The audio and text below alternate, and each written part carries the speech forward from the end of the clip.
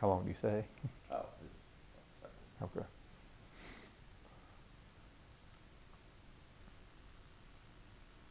Hello everyone and welcome into a socially distanced school talk here at the WJHI studios. I'm Clay Abels.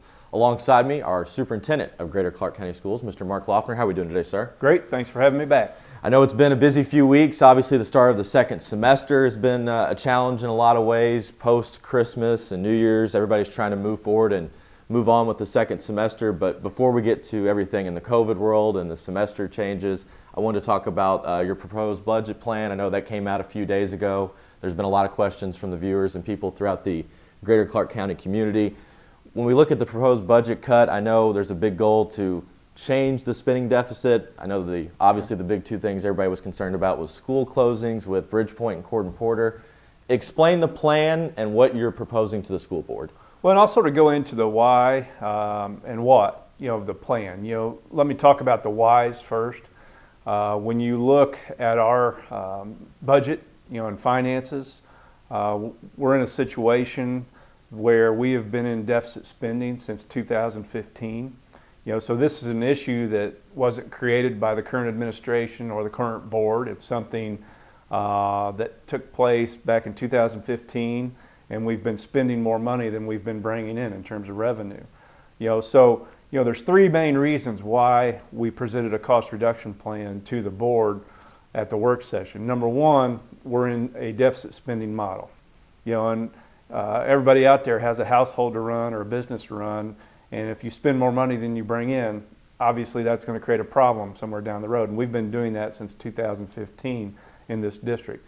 The second reason is because we've been in deficit spending for that many years, and to the amount we've been deficit spending, it has depleted our cash balances in our rainy day fund. And the third reason is we have to find a way to get more resources to our students and our teachers. And so we were charged with creating and when I say we, it's me and my cabinet at the administration building.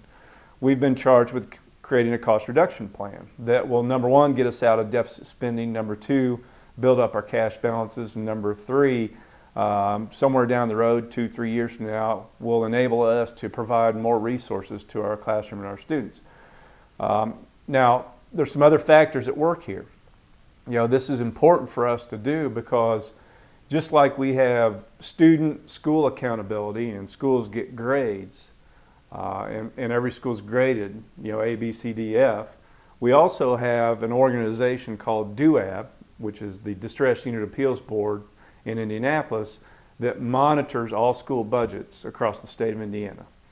And what they like to see is that every school district have a cash balance of between 8 and 10% in your operation fund, in your education fund, and your rainy day fund. Well, currently we're at 2.9%. We're well under the 8% threshold. So we're not currently under their watch, and they haven't asked us to create a corrective action plan. But if we continue down the road we're going, they have the power to come in and take control of our budget and say, you're going to create a corrective action plan. We're going to monitor that plan, and we're going to make sure you do that plan. So we're trying to correct this issue before it ever gets to that point. We don't want somebody coming in here telling us how we should correct our budget. And so right now we have control over that, as a district, as a school board, as a superintendent. So that's what this cost reduction plan is about, righting the ship, getting it headed in the right direction, making sure that we build our cash balances, we get above that 8% threshold in terms of cash balances in our education fund, operation fund, and our rainy day fund. And so it's an extensive cost reduction plan. We've looked at everything within our budget, line by line. It's something that we spent 3 months doing. We just didn't have one meeting, throw all this together, and then bring it to the board. We've spent 3 months looking at everything. And our guiding principle throughout all this was that we didn't want to negatively impact the classroom. We didn't want to impact teachers, students. We didn't want to have to cut a bunch of teaching positions. We easily could have taken that route. This district loses 30 to 40 teaching positions a year through retirements, resignations, or people move out of the district. And we replace those positions typically. We easily could have said, well, we're just not going to replace those 40 teachers, and that'll be our budget cut. Well, that would have increased class sizes. It would have put principals in a difficult situation where they would have had to eliminate electives probably at the secondary level and the elementary level. And we didn't want to put our principals in that position. We didn't want to increase class sizes. So that's why we took the route we took. We looked at how can we be more efficient with what we do in this district, in terms of redistricting the Bridgepoint students to Franklin Square and Riverside. That makes us more efficient. That saves us close to $800,000 a year. We looked at, in this cost reduction plan, outsourcing our custodial and maintenance services. That's a potential savings of $800,000 a year. And we'll still have clean buildings, and we'll still have a standard that we currently have in terms of our buildings and cleanliness. We brought back and looked at the plan for related arts. There's a lot of misinformation out there that we're cutting related arts, we're getting rid of art, PE, music, and technology at the elementary level, and that's not the case. We're just changing how we deliver it, in terms of delivering it with a classified person versus a certified person, which saves us, $630,000. But within that, we're also building in, we're reinvesting some of those dollars back into the related arts program to make it stronger. We're going to have 4 coordinators in that program. We're going to be able to reinvest some of those dollars back into making sure every elementary school has the same resources and equipment. So this cost reduction plan, yes, we understand that it stresses some people out. I'm more sympathetic to that. It stresses me out. I haven't slept for 3 or 4 weeks over it because, I've been in this district for 16 years. I know all these people. I know the custodians. I know the maintenance workers. I know the teachers at Bridgepoint. I know the impact this has on them. But we feel like in order for us to get our budget headed in the right direction, we had to make some difficult decisions in this cost reduction plan, and we feel like it's the right decisions, it's the right thing to do. When you talk about, obviously, people, and you mentioned worrying about jobs, one of the big things to talk about is when people see Cord and Porter, Bridgepoint shut down, they automatically think teachers lose jobs, and that's the big concern. But I know you've been very heavy in that situation, that teachers won't lose jobs there, that they'll be able to transition. That's something where you won't see a loss of employment. That's correct. We did not want to RIF teachers, cut teachers, or positions. Those teachers will be provided, or we will find a position for them in the district. Like I said, we typically have 30 to 40 positions open up every year during the summer, and we'll be able to move those people into positions within the district to where we don't have to RIF them or cut them or anything like that. And a lot of the teachers that are at Bridgepoint will move with their kids proportionally to Franklin Square and Riverside, because there was a lot of misinformation out there in the community that we were just going to dump these Bridgepoint kids into Riverside and Franklin Square, and class sizes were going to be 40 students per class. Well, that's not the case. A lot of the Bridgepoint teachers will go with them proportionally. Our student-teacher ratio will stay at 26 to 1. So class sizes aren't going to go up. And I will say one more thing about Bridgepoint. Okay, those students at Bridgepoint are currently in a building that's, I believe, 54 years old. It's one of our oldest buildings in the district. They're going to be going to the 2 newest elementary schools we have in the district. Franklin Square is brand new. Riverside is 12 years old. It's our 2nd newest school. And both those schools have open classrooms for students to go into and their teachers. So it's not going to overcrowd those buildings. We have the space in those buildings, and we can manage this. And like I said, just the cost savings of that piece alone is $800,000. The cost savings as far as Cord and Porter is about $600,000. And those kids at Cord and Porter, we will still have the Cord and Porter program. It will just be located at Jeffersonville High School and River Valley Middle School. All the other things will still be there. So we feel good about the fact that we're not lowering the standard for the services we're currently providing those students at Bridgepoint, those students at Cord and Porter. It will just be in a different place. They're still going to get a great education from Greater Clark.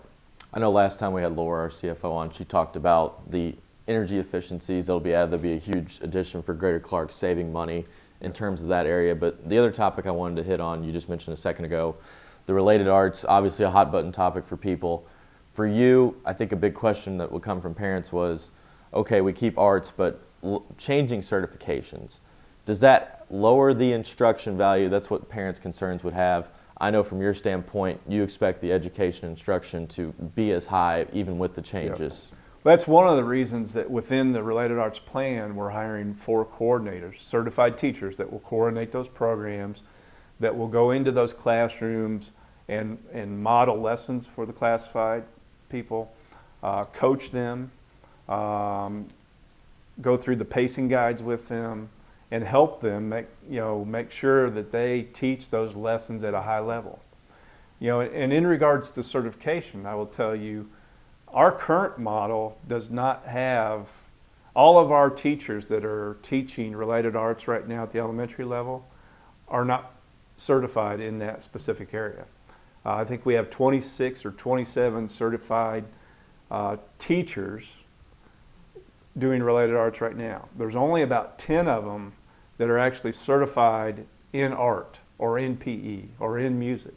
Most of them are general elementary education certified. So it's not that big of a shift, and we feel like we can still provide the same level of instruction to these students in related arts that we have been, and potentially better, because we're actually going to have those coordinators, and we're going to have some money to free up to where we can buy equipment, and provide resources to the teacher and the coordinators and the students. Last thing I'll ask you about your proposed budget plan, and we can move on to some other topics, is whenever people see a big budget cut, I know this is hopefully to be somewhere in the savings of $5.5 million to above $6 million. Yeah. People ask, will this be the only cut? Will there be more cuts down the road? Do you see this as a budget plan and cut that could be something that solves most of the problems and keeps you some comfort going forward, or do you expect more cuts down the road? I don't expect more big cuts like this down the road. Now, I think one of the things you have to know about me as your superintendent is I believe that we have to be a good steward of the finances for this district. So we're always going to look for ways to be financially efficient, more financially efficient in the future. Whether that's through transportation or insurance or potential merging of buildings in the future. If we get to a point where we can build a new elementary and merge 2 together into one, that makes sense because it's more efficient. And it saves you money actually, because it's more efficient for your transportation, your staffing, food service, all of it. So we'll continue to look at things like that as we move through. We would be negligent if we didn't look at things like that, in terms of being more efficient with our financial resources. Here with Mark Laughner on School Talk with you on 98.5 WJHI and also TV Cable 184 from the WJHI studios on January the 15th. Now let's move forward. I know obviously still the number one topic of everything going on is COVID and trying to move the schools throughout COVID in this time of year. Greater Clark, one of the first to start back again here with the second semester. We had Dr. Yazel in a few weeks ago, and I know we've touched on this before, but I wanted to go back to it. We've seen COVID numbers rise up throughout the community, but the schools have done a pretty strong job of not passing COVID and keeping the schools open. We've already made it through our first few weeks here. Why have things been so successful at the education level where school is able to keep progressing forward around this area? Because you look around even across to the Kentucky side, you have some schools that haven't even started this year. Why have we been able to continue to move forward and have in-person school? Yeah. Well, I think number one, as a district, our cabinet, our principals, Our teachers have done a good job of managing this, making sure they follow the policies, protocols. The students are wearing masks. They're social distancing as much as they possibly can. So that's a big piece of it. I think number two, the school environment is a controlled environment. And Dr. Yazel will tell you that. And we have a lot of control over what students are doing here in school. And I think that plays a big role in what we've done, what we've been able to do in terms of bringing kids back to school. I will tell you, before we started the second semester here, I met with Dr. Yazel twice, to talk about returning back to school and what if the county goes red, should we go virtual if it goes red, and he was a big advocate, and so was I, of not doing that we can continue to do in-person instruction even if the county goes red because of those factors I just talked about, that this is a controlled environment. Our people have done a good job. We proved that through the first semester, that we can do a good job with this. So he was an advocate for all the schools in Clark County to go back, even and stay in even if the county goes red. But we'll continue to work with him, talk with him, and meet with him.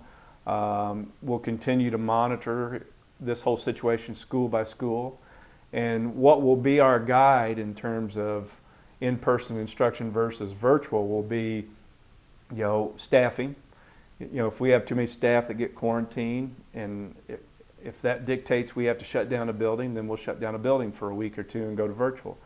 If we have a cluster of cases that all of a sudden pop up in a school, and that dictates that we need to go virtual for a week or two, then we'll do that. But we'll work with Dr. Yazel throughout all that. Speaking of Dr. Yazel, we had him in here a few weeks ago in the studio. I know for him, number one priority right now is getting the vaccine out to as many people as possible. I know he mentioned trying to get it around the start of the new year for 2021. What is the latest you've heard of vaccines being available for staff members coming around in Greater Clark? Is there a timeline on that?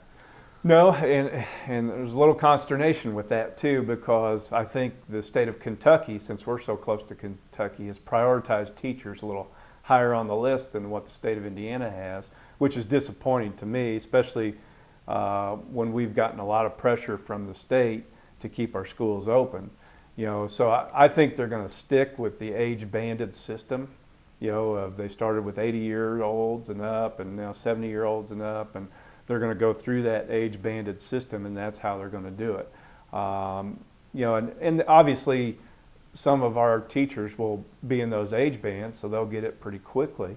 I would suspect most of our teachers probably won't get that first shot till first or second week of February, is what I'm thinking or hearing. I was hoping that the health department and the state would, we have about 1,400 employees in Greater Clark, that they would set aside 1,400 vaccines for our staff to sign up and go get the vaccine. But that's not how they're going to do it, I don't believe. I think they're going to stay with that age-banded system. And I will tell you, we actually surveyed our staff. Like I said, we have about 1,400 employees. We got responses from about 900. Right now, there's about 72% have responded that they'll get the vaccine, that they want to get the shot. And that's good. I think that's a good number for us. I mean, I've heard of other districts where it's down in the 50s or 60s in terms of their surveys. So we feel good that we have a lot of staff that want to get it. Now, I know this is something that's a little bit more difficult for businesses, organizations all throughout the country. Of the question asked of, is the COVID vaccine something that should be mandated or optional for staff members, students, etc.?